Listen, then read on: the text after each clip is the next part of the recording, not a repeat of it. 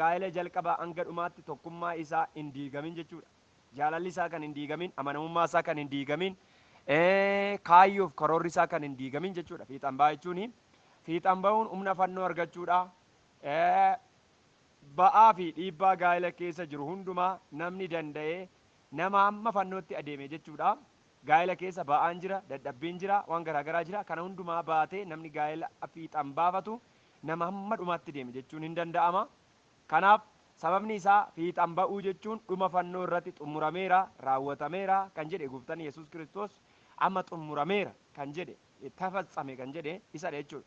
Gaa'ela keessa waanjoo guddaa jira. Xumura gaa'elaa hanga adeemsa gaa'ela goolii isa dhumaatti Yesuus Kiristoos dhufee jireenya isaanii gara mootummaa isaatii sassaabamutitti isa jiraata jechuudha. Gaa'ela jechuun gaa'ela du'aa otoo hin taane gaa'ela jiraataadha jechuudha. Walumaa gaa'elli baay'ee guddaa gaa'ela ulfina qabeessa jechuudha. Dubbii kanatti fufee jiru egaa akka seensaatti gaa'ela fiixan ba'aa mana duree jedhu kanan dubbadhe guyyaa irraa kana duwwaadha isinii wajjin waa'ee gaa'elaa kana haasa'u booddee tarii mana duree biraadha kan barumsa itti fufaa qabaannu. Caalaatti Waaqayyo dubbii kana kan nu ibsuuf mee hafuura Waaqayyoodhaan kadhadha. Yaa gooftaa waaqaaf lafa, yaa isa jiraataa bantii waaqaa, yeroo kana sagalee kee kanaanan si kadhadha. Sagaleen kee kun sagalee guddaadha, sagalee jiraataadha. Maqaa gooftaa Yesuus Kiristoosiin maqaa kee utuun eebbisuun utuu si galateeffadhuun araara si kadhadha. Yeroo kana jalqabee araarri kee tokkoon tokkoo keenya mana jireenya keenyaatiif haa baay'atu. Yaa gooftaa nu cubbamoota, nu dadhaboota. Araarri kee yoo nu baay'ate immoo yaa gooftaa nu warra araara argatan taane warra cubbuun isaanii dhiifameef taanetu jiraadha. Kanaaf cubbuu keenya yakka keenya hundumasaa akka ati nu dhiiftu maqaa gooftaa Yesuus Kiristoosiin ani siin kadhadha. Araarri kee jireenya keenyaaf haa ta'u, araarri kee bara keenyaaf haa ta'u, dadhabbii keenya hundumaa jabinatti nuuf geeddare, waan jireenya keenya lolu, waan sammuu keenya lolu, waan amantii keenya lolu, waan kadhannaa keenya lolu, waan abdii keenya lolu hundumaa maqaa kee maqaa Yesuus Kiristoosiin nu gargaari nurraa loli. Hafuurri kee qulqulluun nu wajjin haa ta'u, namoota dadhabbii ba'aa dhukkuba wantoota garaagaraatiin jireenya isaanii lolu hundumasaa maqaa gooftaa Yesuus Kiristoosiin irraa dha'i. Hafuurri kee qulqulluun nu wajjin haa ta'u maqaa Yesuusiin ameen ameen ameen. Haa ta'u obboloota koo jaallatamu egaa waa'een gaa'elaa hunduma keenya biratti moofa'aa miti. Hunduma keenyaaf baay'ee barbaachisummaa isaa guddaadha jechuudha. Egaa gaa'ela jechuun namoonni lama walitti makamanii kan tokko ta'an jechuutti akka hiikne kan dura yaadattu. Seera uumamaa boqonnaa 22 boqonnaa 2 lakkoofsa 24 jalqabdanii akkasuma boqonnaa 4 jalqabdanii in argitu. Akka addunyaa kanaatti yookaan addunyaa nuyi beennutti tokkoof tokko yoo walitti hidhame meeqa ta'a? 2 ta'a. Karaa kaaniin tokkoo fi tokko walitti hidhaane tokko hin argamne. Addunyaa hafuuraa keessatti garuu gaa'ela irratti tokkoof tokko walitti yoo hidhame tokko ta'a. Saayinsiin kana ulfaataadha. Tokkoof tokko walitti hidhame gaa'ela keessatti tokko ta'a. Tokkoof tokko yoo walitti hidhame addunyaa saayinsii yookaan seera herreegaa abbaa maatii barsiisu tokkoon tokkoof tokko 2 ta'a.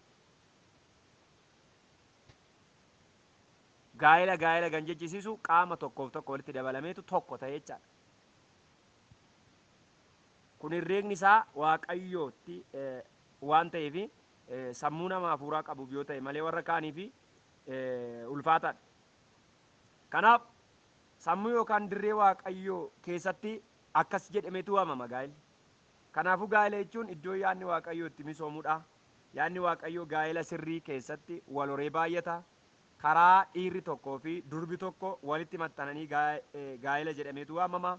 Kanaaf gaa'ela jechuun walitti maxxanuu jechuutti ni hiikama. Dhiirri tokkoo fi dhalaa tokko gidduutti qofaatti kan raawwatudha.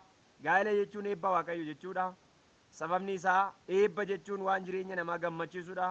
Waan guutuu nama taasisudha. Namni yeroo eebbifamu hin gaddu, hin dhiphatu, hin boo'u, hin gammadaa, hin ililchaa, hin faarfata.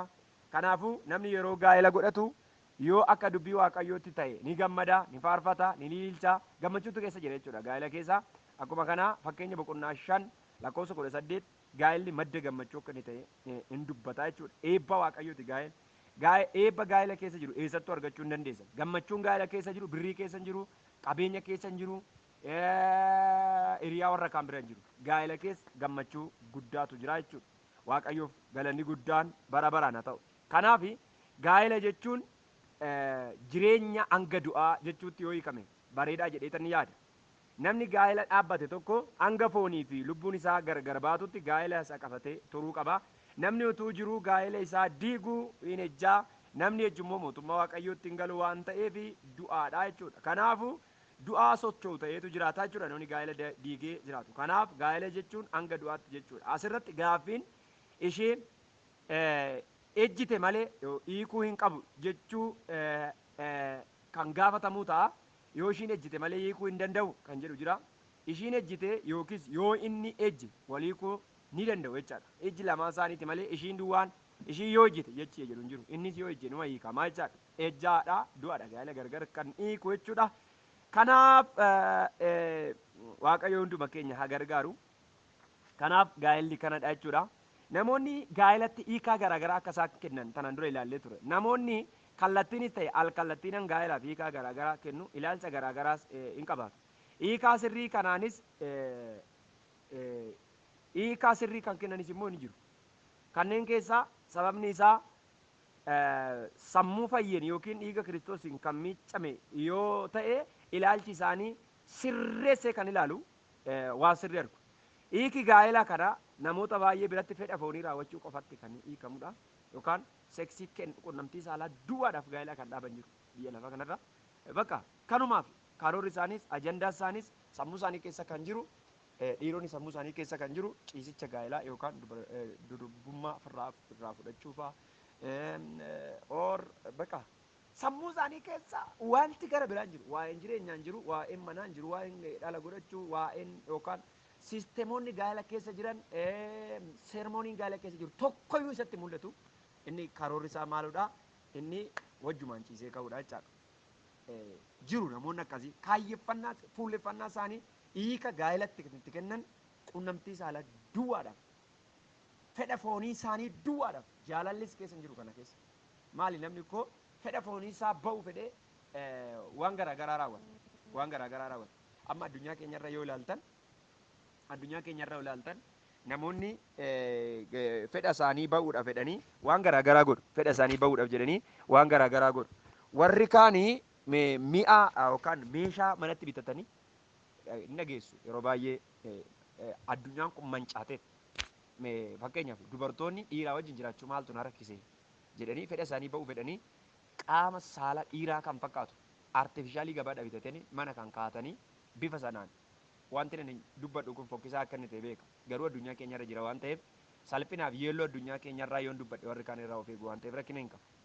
Qoodan namaa wajjin rakkadhu dhiira biraa wajjin rakkadhu ofitti galchee rakkadhu gaa'ela dhaabee rakkadhu fedha foon kootii ba'uudhaaf jedhamee kan hojjetame biyya lafaa kanarratti teekinooloojiidhaan kan hojjetame jira akka fedha qaama dhiiraatitti kan isaan itti fayyadaman or dhiironni illee qaama saala akkasii wantoota garaagaraa jira amma jechaadha. Waa garaagaraatu jira addunyaa kanarra jechuudha. Isinitti meera tanaan dura ammoo dhiironni dhaqanii jijjiirratan qaama isaanii jiru dhaqanii opereeshinii godhanii qaama saalaa gara qaama dhiiraa isaanii gara qaama dhiiraatitti dubartoonni kan jijjiirratan jiru opereeshinii godhanii jechuudha. Addunyaa kanarra waan baay'ee jira waan baay'ee jira kanarraa maaltu dhiira maaltu irra taasise dhiirummaa koo nan jibbaa dhiirri jedhee dhaqee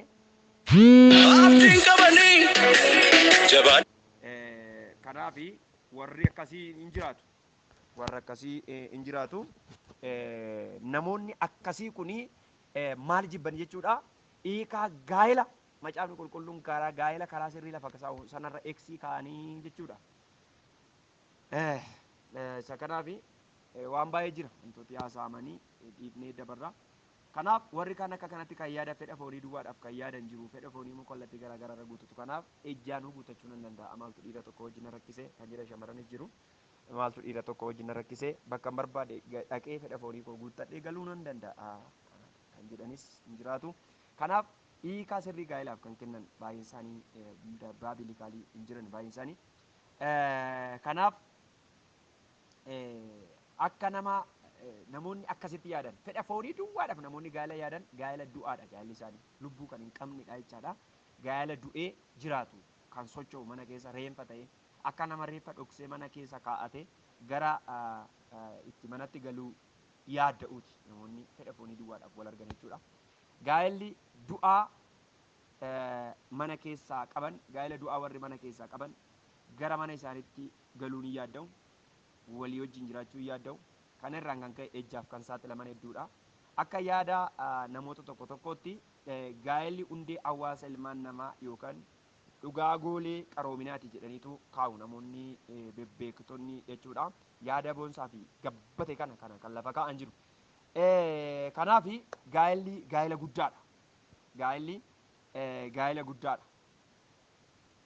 Akkuma namoonni tokko tokko jedhanitti immoo gaa'elli gamoo yookaan fiizikaal naannootiif ta'ee gaa'elli aadaa ilmaan namaatii fi faaya bareedinaati. Warri Giriikotaa immoo jaalalaaf hiika afur kan kennan erga jaalalaaf hiika afur lafa kaa'anii booddee gaa'ela keessatti barbaachisaan jaalala aggaappeedha jedhu. Aggaappee jechuun wanta tokkorraa bilisa kan ta'e kanaafas jaaladha waan jetteeti lafan keenya jechuudha. Birrii waan naa kenneefas jaaladha. Kana waan naa kenneefas jaaladha. Waan jedhamee sababa gaa'ela sababa hin qabne ta'uu qaba. Gaa'elli gaa'elaa maali? Gaa'elli malee waan ishiin akkanaan jette waan akkanaan jedhe waan akkas walii goone futuun taane gaa'ela bu'aarra hin dhaabbanne ta'utu irra jira jedhaniitu lafa kaa'u Giriikon. Sababni isaa jaalalli kan jaalala waaqayyoo mul'isuudha waan ta'eef wiirtuun hariiroo jaalalaa wiirtuun hariiroo gaa'elaa jaalala ta'etu gidduu isaaniitti argama jechuudha. Akka yaada tokkotti gaa'elli hundee tokkicha addunyaan bal'aan irraa argamte ta'uusaa wal nun sobsiisu jechuudha. Egaa gaa'elli akka kanatti addunyaa kanarratti hojii guddaa hojjeta jechuudha. Gaa'elli kiristaanaa waan sadii irratti akka hundeeffamu tanaan dura ilaallee turre tokko sagalee waaqayyoo lama kadhannaa sadi jaalala waaqayyoo yookaan jaalala dhugaa irratti kan hundaa'e ta'utu irra jiraatu jenneetu dubbanne jechuudha. Gaa'elli hunduma biratti ulfina qabeessa haa ta'u ciisichi gaa'elaa hin xureeffamin waaqayyo warra halaleef ejjituutti faraduuf jira inni macaafni qulqulluun jedhu Ibroonni boqonnaan 13:4 kana dubbata jechuudha. Namoonni sassatan alaleen mootummaa waaqayyootti akka hin galle kan dubbatu macaafni qulqulluun isa kanadha. Waaqayyo gooftaan macaa hunduma keenya gargaaru. Egaa namni tokko gaa'ela dhaabuu dura waan baay'ee akka inni godhu tanaan dura ilaallee turre tokko namni gaa'ela hin dhaabin tokko dhaabuudhaaf waan inni godhu tokko wal baruu qaba irratti mata duree guddaan nu fudhannee haasaa turre jirra. Akka isin hin raaffanneef samarii irra yaadachiisuudhaaf dhufe malee barumsa kana haaraa isin barsiisaa jiru narraa beekamaadha. Kanaaf namni utoo waliin bariin gaa'ela kan dhaabee jiru namoota baay'eedha. Utoo waliin bariin utoo amala isaan bariin itti heerumti hidhatte na bariisaa balaatu itti bu'a. Ati akkasii kana jettiin amala 100 qaba amala 50 qaba sin ta'ina sawaalli zividiblaanna utuu hin beekin dhattee harka buuti yookaan utuu hin beekin dhaqee harka bu'a ishiin amala addaa qabaachuu dandeessi. Wantoonni akka kanatti jiru amalli jira dandeettiin jira dadhabbinni jira firoota walii baruun qabeenya walii baruun kaayyoo walii baruun ejjennoo walii baruun hunda dursa bu'uura gaa'elaati dhagaa bu'uura gaa'elaati jennee tanaan dura ilaalaa turre. Isa kanaafi waaqayyo gooftaan macaan hunduma keenya gargaaru akka barreessitoonni waa'ee gaa'elaa barreessan tokko tokko barreessanitti gaa'elli akeeka gurguddaa hedduu fi baay'ee barbaachisaa ta'e kan of keessaa qabudha. Fakkeenyaaf foonii fi hafuuratti tokko waan ta'uun wal gargaaruudhaa fi akeekni gaa'elaa foonii fi hafuuratti tokko ta'uun wal gargaaruudha. Tokkummaan isaanii kan ittiin jabaatu humna kadhataatiin wal gargaaruudhaan foonittis hafuurattis tokko ta'uudhaan akeeka gaa'elaa fiixaan baasuudha. Akeekni gaa'elaa inni sirriin tokkummaa ijaaruudha. Tokkummaan gaa'elaa keessaa kan jalqabu yoo ta'u jiraachuu hundee kan godhatu hundeessaa gaa'ela jaalala jechaadha. Inni kaayyoon gaa'elaa inni gara biraa maatii kiristaanaa ijaaruufidha. Maatii waaqayyoon beeku ijoollota waaqayyoon beekan ijaaruudha. Akeekni gaa'elaa gaanfii wangeelaa akka lafa qabatu dhaafidha. Kanadha hawaasa gaarii uumuufidha. Waldaa jaba waldaa cima dhaloonni kiristoosiin keessaa ka'an mootummaa waaqayyoo bal'isuufidha. Nagaadhaan boojuu jalaa ba'uufidha. Kanaaf kun kana fakkaata jechuudha. Gaa'elli waan jiru hundumaa keessaa kaayyoo addaa wajjin kan hundeeffame kaayyoon gaa'elaa utuu hin dhaabin yookiin utuu hin jallatin akka ta'utti toorarratti eegamuu qaba. Gaa'elli yoo kaayyoo isaa gadhiise akka oomana waannisaa maasii midhaan qabu irra qubachuudhaan midhaan balleessuu biyya beelan rukutuuti. Gaa'elli kaayyoon isaa yoo jal'ate sanyii waaqayyoon hin beekne oomisheetti golgolaa'insa ardii qajeelummaa geessisa jechuudha. Gaa'elli kaayyoo isaa yoo gadhiisee waan guddaa uuma jechuudha. Akka gamandii elektiriikii nageetiifiin poozitiiviin yeroo wal argatu yookaan toormalee yoo walitti hiitan gamanni sun hundumtuu hin gubata jechuudha. Hin gubata gamanni elektiriikii tokko tooraan yaa'insi bishaan isaatii namoonni fiiziksii baratan toora walitti hidhamiinsa isaa poozitiiviin nageetiiviin bal'agaraalee akka sanatti walitti dhufu yoo ta'e karaa sirriin taane walitti dhufa yoo ta'e gamada saniis hin gubaa manas hin gubaa balaas hin geessisa jechuudha. Balaan gaa'elaa guddaadha akka kaayyoo isaatiitti itti fayyadamnu yoo ta'e jechuudha. Gammachuu guutuu dhala namaaf kan kennu gaa'eladha. Burqaa jaalalli keessaa madduudha. Fakkeenya 5:15 akkasuma kana keessaa argachuu dandeessu. Sanyii wangeelaa akka horu qorumsa ijaa ooluudhaaf gaa'elli barbaachisaadha. Namoonni kanarratti namoonni gaa'ela dhaabanii ejjan jiru moo hin jiranii yoo jettan namoonni gaa'ela dhaabanii ejjan jiru. Yeroo baay'ee gaa'ela dhaabee namooti ejjan jiru. Ejjitoota gaa'ela dhaabanii ejjan baay'ee isaanii hin beekna. Maaliif ejju jarri kun yoo jettan hafuura hamaadha inni kun. Hafuura hamaadha inni kun. Dubartiitumti isheen abbaa manaa namaarraa jaalalli ishii qabu sun seexanatu sammuu ishii qabata malee kun hafuura gadheedha. Hafuura gadheedha. Namoonni utuu gaa'ela dhaabaniifaa gaa'ela qabu abbaa manaa qabu deebi'anii dhiira biraa namoonni awwan jiru. Dhiira biraa namoonni awwan jiru utuu abbaa manaa qabanii. Akka abbaan manaa abalu dhiirra balu maal namooti jedha. Dhaqanii namoonni waa hin taane keessatti galan addunyaa kanarra wantoota baay'ee hin argina quunnama. Lammaffaa dhiira utuu haadha manaa manaa qabu dubartii biraa hawwu inni kunis ejja guddaadha. Macaafni qulqulluun Qorontos duraa boqonnaa 7:2 jalqabdanii yoo dubbiftan qorumsa ejjaa ooluudhaaf dhiirri adduma addaan haadha manaa ofiisaatii haa qabatu. Walitti fuudhaan jedhu adda addaan jedha. Achirra dhaqanii gaafa dubbistan sagana fakkaata. Eeggannaan gaa'elaaf godhamuu qabu wantoota baay'eessaa jiru. Gaa'elli baay'ee eeggannaa barbaada. Baay'ee eeggannaa barbaada gaa'elli. Gaa'elli baay'ee eeggannaa guddaa barbaada. Wanti akka gaa'elaa eeggannaa barbaadu hin jiru. Baay'ee eeggannaa barbaada. Baay'ee eeggannaa barbaada. Waaqayyo hunduma keenya haa gargaaru. Gaa'elli baay'ee eeggannaa barbaada. Akkuma kana gaa'elli yoo eeggannoo gaarii qabaachuu baatu kufaatii gadhee biyya lafaa yookaan waldaa kiristaanaatti illee fiduu danda'a. Waldaan kiristaanaa tokko nagaa qabda jechuun namoota gaa'ela dhaaban. Warri gaa'ela dhaaban nagaadhaan waldaa kiristaanaa keessa jiru ta'e yookaan warri gaa'ela hin dhaabne karaa sirrii ta'e karaa nagaa ta'e gaa'ela dhaabbachuuf hariiroo qabu taanaan waldaas waldaa fayyaa jedhama. Waldaa dhukkubsatoon biyya lafaa kanarra jiru namoonni gaa'ela jeeqamaadhaan waldaa kiristaanaa keessa jiraatan wal lolaa, wal nyaachaa, ejjaa, kan biraawwaa akkasii jiraatan waldaan sun waldaa kufteedha jechuudha. Waldaan ijaarsa gaa'elaarraa kan argamtudha jechuudha. Isa kanaaf gaa'elli akkuma Oromoon qeerransa eegee qabanii yoo qaban deebi'ee nama nyaata waan ta'eef qabanii gadi hin dhiisanii jedhuun gaa'elli balbala ittiin itti lixan malee balbala ittiin keessaa ba'an hin qabu. Namoonni baay'een gaa'ela hin hundeessu takka turanii jijjiirratu. Kanaaf eeggannaa isaan gaa'elaa godhan sanadha murteessaanii. Nama wayituu gaa'ela dhaabee yeroo dheeraa wajjin ture mucaa tokko irraa qabannaa naannoo kooti. Amma dhiiseera eeggatti dhiisee tureera. Innaa mee mucaa tokkoon argadhee dhiyoo kana natti bilbileetu mucaa tokkoon argadhee wajjin haasaa jira na eebbiftu waldaatti. Macaafa qulqulluu isa kam dubbiseen si eebbisaa hin jedheen.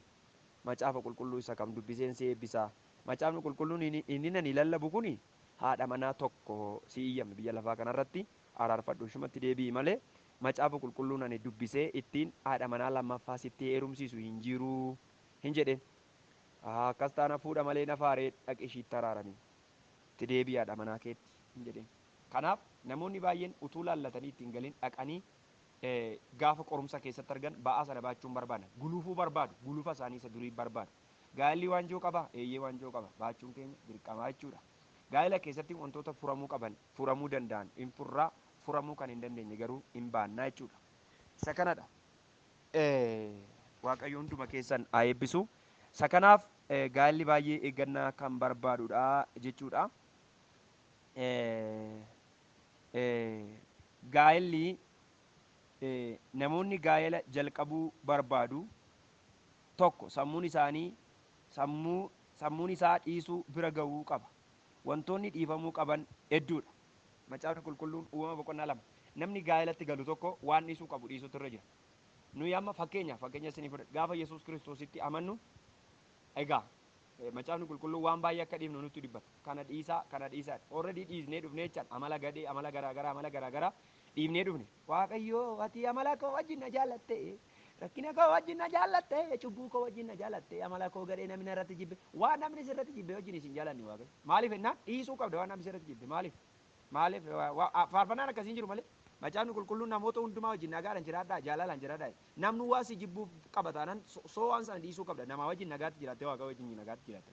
Kanaaf namoonni akkas jedhan jiru. Kanaaf akkuma gaafa gara Yesuus Kiristoos dhufu amala gadhee amala hundumaa dhiifnee dhufne malee guurreen dhufu hin dhiifnee dhufnaa jechaadha. Kanaaf akka maletti macaafni qulqulluun namoonni hiikkatan jiru. Amala koo gadhee sana fidinaan jettee baadhadheen dhufe amala kee gadhee maa baattee dhufte dhiifteen dhuftu. Gaafa Yesuus bira dhufu hunduma isaa dhangalaafannetu Yesuus Kiristoos duukaa buuna maqaa Waaqayyoo ulfaatu. Akkuma kana gaa'ela keessa gaafa linnu amala kaleessaa waan kaleessaa hunduma isaa dhiisuu qabnu wantoonni dhiisuu qabnu wantoota baay'ee jechaadha. Fakkeenyaaf waa'ee maatii dhiisuu namoota maatii isaanii haati isaanii abbaan isaanii gaa'ela diigan bal'isee haasa'e yeroo darbe waan ta'eef irra hin deebi'u yeroo keenya eeggachuudhaaf akkasii yaadattaniif malee kan. Namoonni haati isaanii gaa'ela diigdi haati micayyoo nama gaa'ela haadha intala isaa diigdi beekan abbaan namooti diigan firoonni namooti diigan. Waa baay'een isaa jira gorsa haadha abbaa dhageesse shamarran tokko kan harman guyin jirti kan haadha jalaan baane heerumtee hidhatteetuma harma kanootu jirti. Waaqayyo ishiif haa dhiisu malee mucaa namaa rakketti ishiin kun nagaa keessan miti isin jireenyi ofii qofaaf yaaduu dhiisaniitu akka maatiitti waliif yaaduutu jalqabama. Sammuu ana jedhu dhiiftee nuyi kan jedhutti deebi'amaa jechuudha gaafa gaa'ela dhaabbamu eeggannaa gaa'elaa baay'ee barbaachisaadha. Maatii ofii dhiisuun uumama boqonnaa 2 dhattanii dubbisu. Maatii ofii dhiisuu jechuun jibbuu ati kanaa booda diina kooti jechuun miti. Tokkoffaan alda dureen eeguuf kennamaa qaama keessa si biraatiif kennama jechuudha. Isa firri kee dhiyoon isaa haatiif abbaan kee gaafa sanaa jalqabanii fira kee fagooti. Inni gara biraa hiriyoota ofii namoonni hiriyaan gaa'ela isaanii diigan baay'een beekan. Kanaaf kanarraallee of eeggachuun baay'ee barbaachisaadha. Inni gara biraa garaagarummaa waldaa keessatti gaa'ela godhachuu fi bakkeetti gaa'ela godhachuu tuqeera tanaan duras ammas irra deebi'een sidhee tuqu. Bakkeetti gaa'ela godhachuun waldaa keessatti gaa'ela godhachuun biyya lafaa kanarratti Waaqayyo bakka buutuun Kiristoos waldaa kiristaanaati. So waldaan kiristaanaa afaan Kiristoos taatetu biyya lafaarra jiru. Aboon ishee harka jiru aboo guddaadha. Diiguu dandeessi, ijaaruu dandeessi, waan baay'ee dandeessi. Dhattanii gaafa dubbistan ani waldaa koo sirratti ijaara. Waldichi diiguu hin danda'a, ijaaruu hin danda'a. Mootummaan du'aa irratti aangoo qabu kan Yesuus Kiristoos jedhu waldaa kiristaanaati. Waldaa kiristaanaa jechuun dhaaboo guddaa kan qabdu afaan Kiristoos taatee biyya lafaa irratti kan kennamte dhaaboo guddaa qabdi jechuudha. Kanaaf dhaaboon waldaa kiristaanaatiin karaa waldaa kiristaanaa gaafati gaa'ela dhaabbattu afaan Waaqayyootu keessa jira, dubbii Waaqayyoo keessa jira, barsiisa Waaqayyoo keessa jira, hundeessaa caaffata qulqullaa'aa afaan Waaqayyootiin jechuudha kan hundeeffame. Kanaaf ani waldaa kiristaanaa keessatti gaa'elaan dhaabbadhu karaan barbaadee isoon dhaabbadhee abbaa manaa tokkoon qabaadhe maal gaa'eluma jechuu dandeessa ta'uu danda'a siif ta'uu danda'a ta'uu dhiisuus hin danda'a garuu afaan macaafa qulqulluu miti afaan taasiftu kun. Kanaaf karaa waldaa kiristaanaa gaa'ela hundeeffachuun paasterii waldaa yookaan hojjeta wangeelaawii waldaa yookaan jaarsolii waldaa kiristaanaati gorfamanii gaa'ela dhaabbachuu wanti ga'u biyya lafaa kanarra hin jiru. Namoonni baay'een akka kanatti feestaala fudhatanii walitti galanii feestaalaan gargar kan ba'an namooti baay'een jiru.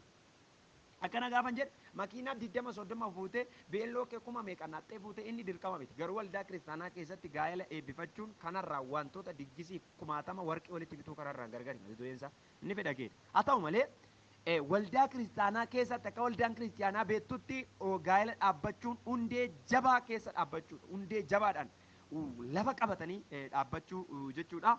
Kanadhaa Waaqayyoo isin haa kabajuun isiniin jedha. Kana waan dhaggeeffattaniif. Lammaffaa irratti gaa'ela waldaa kiristaanaan alaan gorsan qabu akka barbaaddeettidha. Laayinsensii illee qabu. Sin beeku ittiin gaafa namoota gaa'ela akkasii dhaaban baay'ee namoota 20 olii nan beeka. Abboo koo wangeelawii kana gaagalaa namuma araarsaa wal deebinee yoo dhattee araarsuu barbaadde isattan beekaa silumayyuu waldaa walitti nu fide moo jaarsolii walitti nu fide moo luba kamtu walitti nu fide paasterii kamitti walitti nu fide eessattan ishii beekaani rakkadheennaa walitti dhufne malee maali tokko laa'insa kan mootummaan qaban ka waldaa kiristaanaan qaban hiriyaa wanti bakka kara deemtota lamaantu walitti dhufe na ani baay'een gadda waan akkasii namoota baay'een naquun namaa guyyaa kana ulfeessee garaatti baachiseetu gatee bade maaliif ennaan kan biraatti dhaqee intinaa jedheen waaqoo isaanii baadhiisu dhiirota akkasii buleetota kan taphatanii badan maalii walitti dhufne yeroo akkasii tokko walitti dhufne edha dhiisee deema garaatti baachisee deema ishiin hin rakkatte mana kiraa nama kaffaltu qabdu akkatti hojjettee jiraattu hin qabdu dhatteetu karaa irratti kufti karaa irratti afti rakkatte galtee maatiitti ba'aa taati sinti nagaraati silezi waldaan kiristaanaa baay'ee itti gaafatamummaa qabdi gaa'ela irratti piliis namoonni gaa'ela dhaabdanii karaa lamaan isin hubadha namoota gaa'ela dhaabdan sagalee kana dhaggeeffachaa kan jirtan gaa'ela dhaabdanii sagalee kana dhaggeeffachaa kan jirtan አንድ በደንብ ድት አዳምጡኝ አሳስባቸዋለሁ በአማርኛ tokko namoonni gaa'ela hin dhaabin jirtan qixa mormaataa malee karaa waldaa kiristaanaa gaa'ela keessan hundeeffadhaa lama namoonni gaa'ela hundeeffattanii jirtan immoo aareffannaa gaa'elaadhaati deebi'aati karaa waldaa kiristaanaati hojjetadhaa amma akka waldaa keenya waldaan keessa tajaajiluu kanaatti namoonni gaa'ela dhaabanii waggaa 5-6 turanii ijoollee qaban akkuma salphaatti walitti dhufanii aareffannaa gaa'elaa jedhamee sirnaaf seremoonii waldaa keenyaa keessa jira caasaa waldaa keenyaa keessa jiranna qalabatiin godhamee miizeen godhamee buna danfifatanii yoo barbaadan akka sanatti seera qabeessa godhatu deebi'anii jechuudha aareffannaa gaa'elaa jedhamanni kun sirna keenyarra jira tarii waldaa biraa keessa jira ta'ee hin beeku waaqayyo isin haa kabaju kanaafi fedha foonii walitti ba'uudhaaf duwwaa xiyyeeffannaa godhata kan gaa'elli bakkee jechuudha gaa'elli bakkee fedha waaqayyoo eeguu caalaa fedha ofii eeguudha hubannaa malee ijaarama seera waldaa baqachuutti seera waaqayyoo cabsama xiyyeeffannaasaa baay'inaan fedha fooniiti kanaaf baay'ee eeggachuun baay'ee barbaachisaadha gaa'elli waldaa keessaa garuu barsiisa hundee qabudha hundee gaa'elaa nama barsiisa gorsa gaa'elaa barbaachisutu kennama gaa'ela eebbaa kan macaafa qulqulluudhaan hundeeffame ta'a kanaaf baay'ee kadhannaatu godhamaa fi eebba waldaa kiristaanaatu godhamaa fi qulqullummaadhaaf iddoo olaanaatu kennama kanan inni waldaan alaa garuu akkamitti akka wal fudhatanii galantu kaayyeffama malee akkamitti akka walii wajjin turan wanti barsiifamu hin jiru maaltu waldaa wajjin nu rakkisee jechuutti wal morkiidhaan kan guutu yaada isaanii qofatti kan hirkatan qulqullummaan keessa kan hin jirre isa kanadha kanaaf waldaan kiristaanaa aboo guddaa qabdi jechuudha waaqayyo isin haa eebbisu waadaa yookaan hidhaan gaa'elaa baay'ee guddaa akka ta'e tannan dura isinitti himeen ture waadaan gaa'elaa yookaan hidhaan gaa'elaa guddaadha waadaa gaa'elaa karaan nu ilaalle karaa lama karaa gurguddaadha karaa lama karaa gurguddaan tokko qeerroof qarreen tokko walitti gaafa dhufan durbummaan ishee innis dhiira fayyaa isheenis shamarree fayyaa yoo isaan ta'anii karaan itti waadaa gaa'elaa jedhamu kan dabbaa bilikaa lekka'u kan akka macaafa qulqulluutti hiikaa guddaa kan qabu dhiiga isaan gidduuti. Israa'el keessatti aadaa Israa'el keessatti namni tokko waadaa gaafa walii galu harkaan dhiigan wal qaba.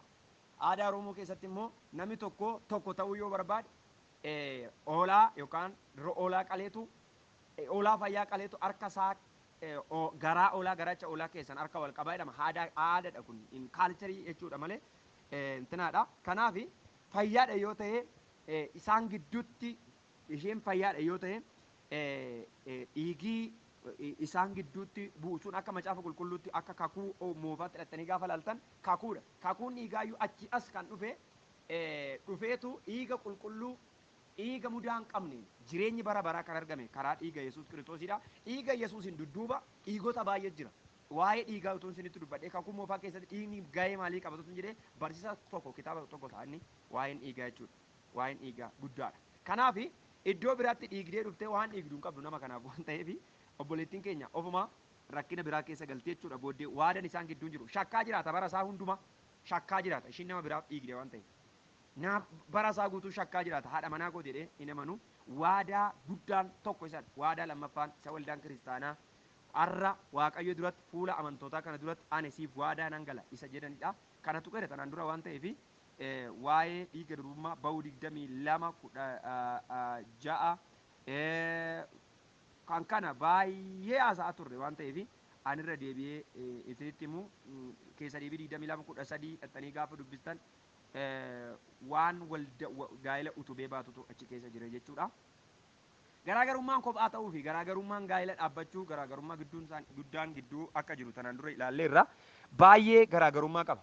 Namoonni tokko tokko gaa'ela kana gaafa laalan tokko kophaa jiraachuun faayidaa qaba jedhu lama gaa'ela dhaabutu faayidaa qaba jedhu.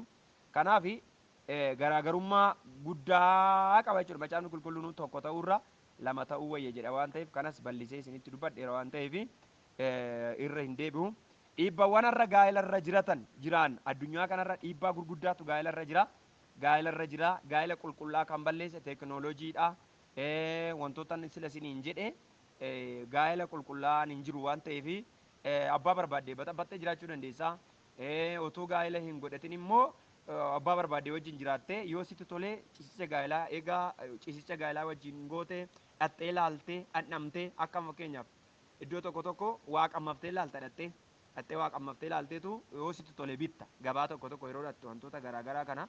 Kanaaf akkasii miti gaa'elli kana miti garuu seerri tokko yeroo tokko Vaarjiiniyaa Saatiraadh ishii jedhamtu dubartii waa'ee dubartii kana addunyaa kanarratti beekamtuu falaasafa guddoo kan taate tokko isinitti himeen ture tanaan dura namni tokko gaa'ela dhaabu dura waggaa 5 ol seksii yookaan ciisicha gaa'elaa wajjin raawwatee booddee yoo jaalate egasii booddee gaa'ela dhaakin farramuufii danda'a yookaan hari'uu ni danda'a akka kanatti wajjin jiraate ittina jechuu danda'a.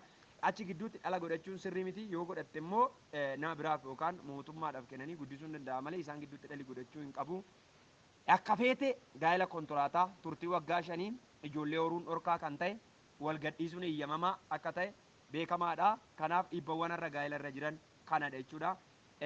Gaa'elli dhaabbataan garuu turtiin isaa amma du'aatti ijoollee horuun eeyyamamaa wal gadhiisuun dhorkaa akka ta'e beekamaadha. Dhiibbawwan gaa'ela irra jiran kana duwwaa miti sodomummaan jira, homosekshuwaaliin jira, wantoota garaa jira wantoota garaagaraa jira. Gaa'ela qulqullaana kan balleessan sodomummaa jechuun dhiiraaf durbaaf dubartii roomee boqonnaa 1:26 akkasuma 18 jalqabee gaafa dubbistan sodomummaan irra dhufe otoo hin taane durii jalqabee sodomummaan akka jiru macaafa qulqulluu irraa argitu. Homosekshuwaaliin hin jiraata. Kana yeroo hundumaa macaafa qulqulluu irraa sin barsiisee irraa arras biyya lafaa irraa jira. Qaamanis wantoota baay'een addunyaa keenya irratti naannoo nu jira nutti argineerra jechuudha. Dhiibbawwan garaagaraa gaa'ela irra jiran maatii keessaa jalqabee aadaa dabalatee araada adda addaa dabalatee karaa biyya ambaa yookaan daldala saalqunnamtiitiin wantooti gaa'ela namaa mancaasan dhiibbaa gaa'elaa jedhamaniitu waamamu jechuudha. Walqunnamtii saal tokkee kanneen jedhaman gaa'ela qulqullaa wantooti bal'eessan wantooti baay'eessaa jira. Wantooti baay'eessaa jira. Toor malee karaa sirrii hin taaneen ciisicha gaa'elaa raawwachuu somaa roomee boqonnaa 1:26 irraa waan dubbachuusaa nama saalfachiisu waan baay'ee jira. Poornoogiraafiin jira. Haala bulchiinsi ammaa yeroo ammaa kana bulchiinsi addunyaa keenyaa bulchiinsi seera gaa'ela dhaabuus diiguus hin dandeessaa mirga jedhudha. Kunis dhiibbaa gaa'elaati.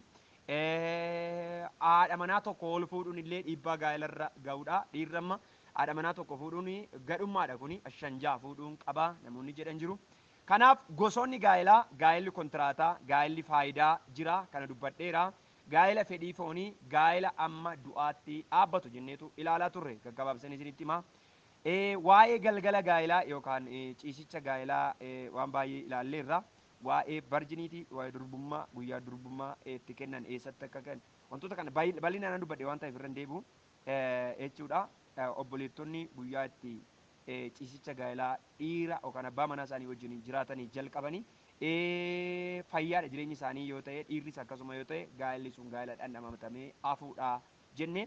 Kanaan ala gaa'ela qaawwee hafuudha kan nuyi jenne isa kanadha jechuudha. Shamarran waan sadiin irraa fatan jenne nama durbummaa isaan irraa fudhatee yeroo hundumaa yaadatu. Lamaffaa guyyaa durbummaa itti kennan yeroo hundumaa yaadatu. Sadaffaan bakka itti durbummaan isaan irraa fudhatame yeroo hundumaa yaadatu jenneetu durbummaa yookaan baay'ee varjiniitii haasaa turre jechuudha. Eeggannoowwan wayitaa'oo yeroo hundumaa gaa'ela keessatti yeroo ciisicha gaa'elaa godhaman wantoota baay'ee haasofneerra yeroo hundumaa wantoota eeggannaan godhamuuf ciisicha gaa'elaa parsantii gaa'ela keessaa parsantii 95 ciisicha gaa'elaa ta'ee tanaan dura isinitti madheera. Gaa'ela keessatti parsantaa olaanaa gaa'ela kan jechisiise maalidha? Inni ciisicha gaa'elaati. Ciisichi gaa'elaa yookaan saalqunnamtii yookaan seeksii jedhamudha jechuudha. Kuni tarii yeroo afaan hin dubbannu qaanii fakkaata. Baabilikaalii caafatadha garuu isa duraa qorantoonni xaxxanii gaafa dubbisan boqonnaa torba yeroo kadhannaarraa kan hafe wal bira gahuu hin didinaa walii hin didinaadha. So bifa kamiin isa jedhu bal'inaan baranneerra tarii namoonni takka carraa hin dhaggeeffatin kana bal'inaan nan ibsa. Keessumaa waa'ee ciisicha gaa'elaa waa'ee seeksii kana bal'inaan nan ibsa. Afaan guutuu macaafa qulqulluudha. Gaa'ela qalbii miti waan ta'eef bal'inaan nan ibse. Kana akka carraa yuutuubii obboleettii keenya obseerra namoonni baay'een argachuu hin dandeessu itti deebitanii jechuudha. Kanaaf tankiyuu isin jechuu barbaada. Kanarratti bal'ina yeroo kon fudhadhu. Walii kun karaa dhokataa karaa mul'ataa akka ta'e tanaan dura dubbadheera. Gosa walii kunillee dubbadheera. Walii kun gaa'ela keessatti karaa baay'ee walii keera namni mana keessatti walii kee dhoksaatti walii kee kan jirudha. Mul'ataatti walii kee kan jiru jira jechuudha. Kanaaf wantooti kana fakkaatan waa'ee kaadhimummaa dubbadheen ture. Kanas kaadhimummaan of eeggannaa guddaa akka inni qabu baay'ee jaalalaan kan guute caafata qulqullaa'aadhaan kan hoogganamu wal sodaaf wal kabajuudhaan kan eeggamamu faayidaarraa bilisa kan ta'e kaayyoof karoora kan of keessaa qabu kaadhimummaan akka aadaatti akka macaafa qulqulluuttis dubbadheen ture. Kanas irra hin deebi'u. Isa kanaaf itti gaafa ga'eewwan gaa'elaa ga'eewwan haadha manaa fi abbaa manaa ga'ee isaa maaliin haati manaa ga'ee ishii maaliin abbaan manaa ga'ee isaa beeka taanaan gaa'ela isaa hin qabata. Haati manaa ga'ee ishii beekti taanaan gaa'ela isaa fayyaadha. Abbaan manaa ga'ee isaa hin beeku yoo ta'e yeroo hundumaa gaa'ela jeeqaa jiraata. Maraatudha jechaadha. Inni mataa waan ta'eef mataan nama maraannan namni fayyaa miti. Namni eessa namaa maraataa mataan nama maraataa mataan namaa sirrii miti taanaan rakkisaadha jechaadha. Kanaaf abbaa manaa mataa waan ta'eef yeroo hundumaa bulchiinsi isaa harka jira waan ta'eef bulchuun barbaachisaadha. Lammaffaa waa'ee mataa ta'uu dhattanii gaafa dubbistan addaamumti illee ewaani muka kutee kan nyaate kan nyaachises ishiidha. Eekkamsa guddaa kan fudhate garuu dhattanii gaafa dubbistanii sababii kee laftaa abaaramtu kan jedhe biyyoorraa dhufte biyyootti deebite. Baxaam abaarsa guddaa kan abaarame eenyuttanii addaamidha jechuudha. Kanaaf itti gaafatamummaa guddaatu itti kenname jechuudha. Kanaaf ga'ee beekuun baay'ee barbaachisaadha. Abbaan manaa ga'een isaa maali? Haati manaa ga'ee ishee maaliin? Isa jedhu baay'ee barbaachisaadha. Kana keessatti ijoollee ga'ee ijoollee godhachuu ijoollee godhatan ga'ee guddisuu irratti baay'ee barbaachisaadha jechuudha. Kanaaf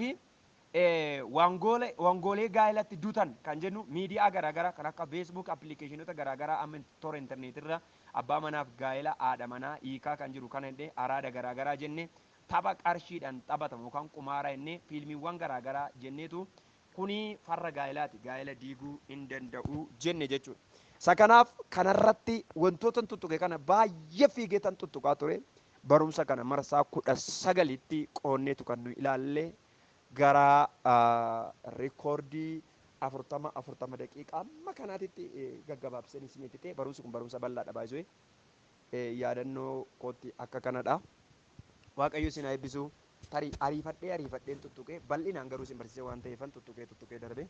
Thank you ulfaadhaan isiniin jedhe.